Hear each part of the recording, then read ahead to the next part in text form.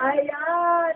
Hermana Pura, ito na nga tinatawag natin moment of truth. Tama ka dyan, Evita, kahit ako'y excited na sa naging resulta ng ating patimpala. Siyempre, huwag na natin patagalin pa. Dahil ang ating first runner-up ay walang iba kundi This year, binibining Isla Pilipinas is candidate number 1, Amparo Matias. Congratulations! Isla de Princess Minaman ko. Contestant number 7, Alisa Cruz. congratulations! Kaya naman, ang ating little Miss Prinsesa ng bagong mawang ay walang iba kundi Contestant number 2, Rosana Riva.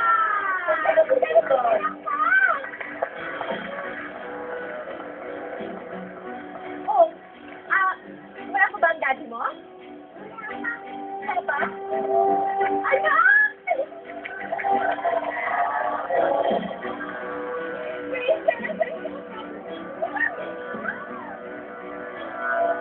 Umuwi ka. Umuwi ka na. Very good.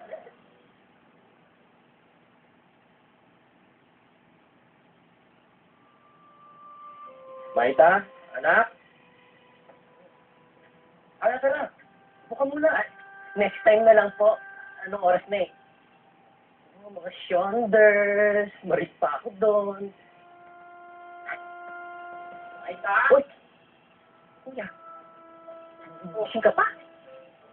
Kapag ano eh. Bumati lang dyan sa labas. Pabukas na dito. Anong nangyari? Naghalap ko si Maite eh. Wala siyang kwarto eh. Ha? Eh, kaninang pag-alis ko, natutulog lang naman siya dyan.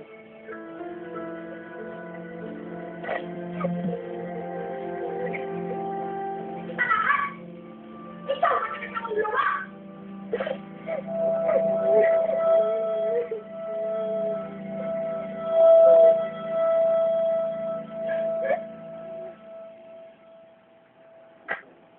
Oh, ano nangyayari dito?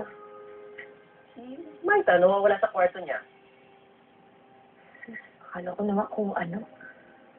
Kung itong babaeng to, napakabruha. Walang pakialam sa sarili niyang anak. Sige, hanapin ko muna si Maita, ha? Sige, magbibis lang ako.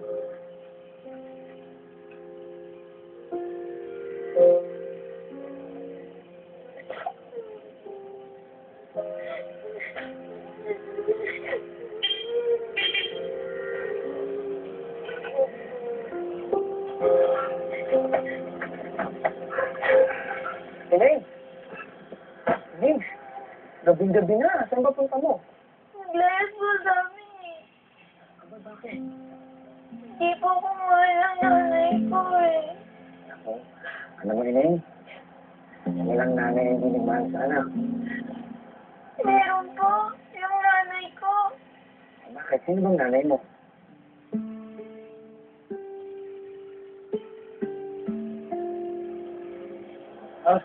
Man to, pare. Pare, nahanap ko kasi si Maite. Nakita mo ba? Hindi. Subukan mo kila Dante. Pumitan, kalaro niya mga bata doon eh. Okay. Salamat ha. Sige. Ay, bakit? Yun. Madilim yun. Yun. Ano? Alam mo, kaya ako nagmamadali. Kasi hinahabol ako ng mundo. Alam mo? Ayun o. Ayun na, hinahabol ako. Hindi ka na. Gusto mo? Kasi na doon. Oo. Kaya ako nagmamadali. Hindi ka na. Baka mabuto tayo. Teka.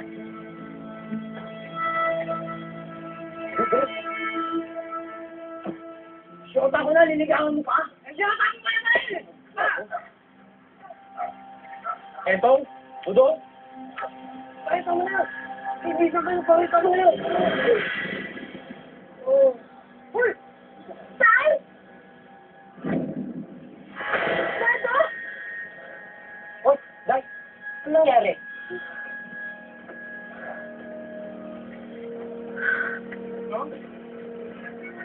Nagisip ako na iiwan ako ni Mando eh. Hoy!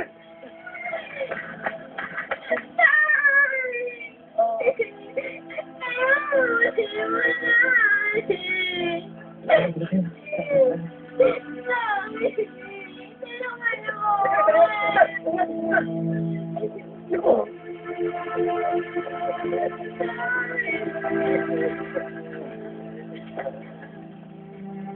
Alam mo, hindi malayong mangyari yan dahil violent ka na kasi. Akala ko totoo na iniwanan niya ako. Kasi, ang sabi ng kuya ko, hindi mo naman siya mahal. Ang sabi din niya, hindi naman kayo nagtatabi. At ang sabi din niya ba na, sikreto lang pala yun. Sorry. Teka. Mahal mo na ba ang kuya ko? Ay! Oh my God! Mahal ko na nga ang kuya ko. Sa wakas, nagkakatotoo na yung mga ganyan hiling na mahalin mo siya. At pwede na kayo magsabi para magkaanak na kayo. Tanya, huwag mo na sabihin sa kuya mo. Ako na mismo ang sasabi sa kanya. Akong bahala dyan, guys. May lips are